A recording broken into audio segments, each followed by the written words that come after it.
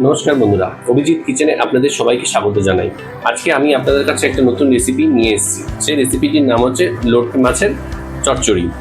তো এই লোটে মাছের চচ্চড়ি বানাতে আপনাদের কি কি উপকরণ লাগবে, কীভাবে এটা তৈরি করতে হয়, তো ভিডিওটার মাধ্যমে আমি সম্পূর্ণটাই আপনাদের কাছে তুলে ধরবো। তো ভিডিওটা পুরো দেখবেন। ভিডিওটা ভালো লাগলে অবশ্যই লাইক করবেন এবং চ্যানেলটিকে সাবস্ক্রাইব করবেন। তো চলুন ভিডিওটা শুরু করা যাক। বন্ধুরা, আমি যে লোটের চচ্চড়িটা বানাবো তার জন্য আমি 500 গ্রাম মতো লোটে মাছ নিয়ে নিয়েছি। এবার একে ম্যারিনেশনের জন্য আমি সামান্য পরিমাণ লবণ এবং হলুদ দিয়ে একে ভালো করে মাখিয়ে নিব।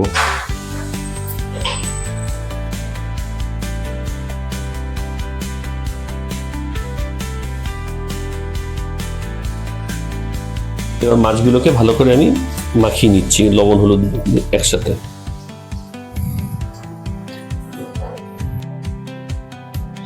এই যে বন্ধুরা, আমরা একটা কড়াই গরম করতে দিয়ে দিয়েছি। কড়াই গরম হয়ে গেছে। এবার আমি এর মধ্যে সরষের তেল দিচ্ছি। আমি আজকে সরিষার তেল দিয়ে এই রান্নাটা করব। বন্ধুরা, আমার কড়াই গরম হয়ে গেছে। এবার এর মধ্যে সামান্য পরিমাণ আমি কালো জিরা একটু ফোড়নের জন্য দিয়ে দিলাম। এরপরে আমি 1 বাটি মতো পেঁয়াজ কুচি এর মধ্যে দিয়ে দিচ্ছি। দেখুন বন্ধুরা, পেঁয়াজটা একটু লাল লাল হয়ে এসছে।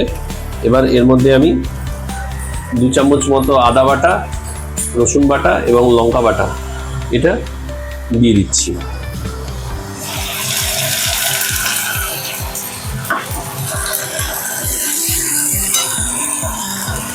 এবার এর মধ্যে দিয়ে দিচ্ছি একটা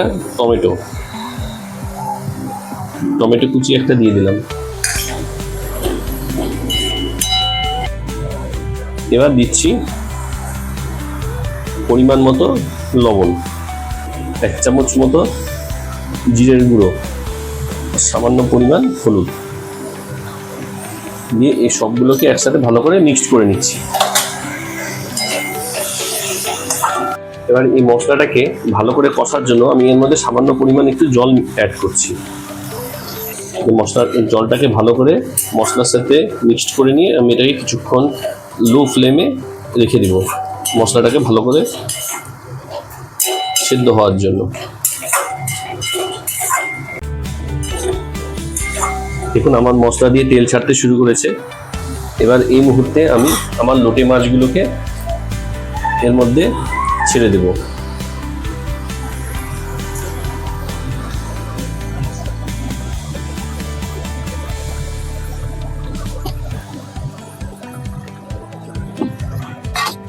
মাছগুলো সব ছাড়া হয়ে গেছে। এবার এটাকে আমি লো ফ্লেমে 5 থেকে 7 মিনিটের জন্য ঢেকে রেখে দিচ্ছি। তো বন্ধুরা দেখুন, আমার মাছ সিদ্ধ হয়ে এসছে।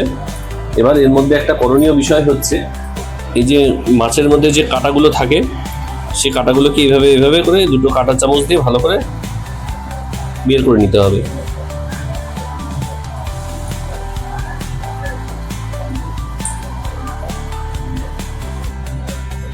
প্রত্যেকটা মাছের এই যে এরকম করে কাঁটাগুলোকে একটু বের করে নিতে হবে, বুঝতে পারলেন?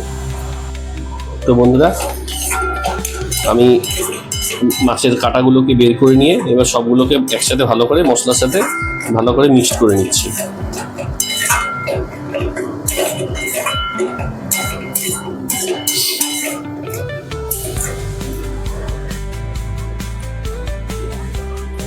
এবার এর মধ্যে আমি সামান্য পরিমাণ ধনেপাতার কুচি দিয়ে দিচ্ছি। তো বন্ধুরা, আমার এই লোটে মাছের চচ্চড়ি রান্না কমপ্লিট। এবার আমি গ্যাসের ফ্লেমটাকে অফ করে দিচ্ছি।